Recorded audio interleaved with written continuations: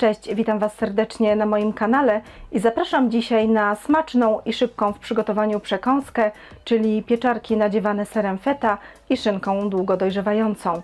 Zapraszam do oglądania filmu. Składniki. Ser feta przekładamy na płaski talerz i dokładnie rozgniatamy go widelcem.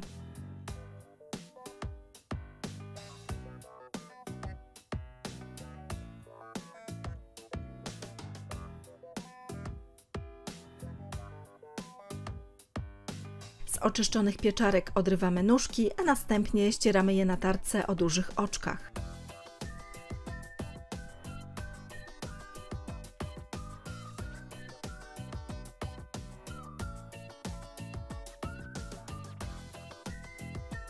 Opłukaną natkę pietruszki drobno siekamy. W misce umieszczamy rozgnieciony ser. Dodajemy starte pieczarki oraz posiekaną natkę pietruszki.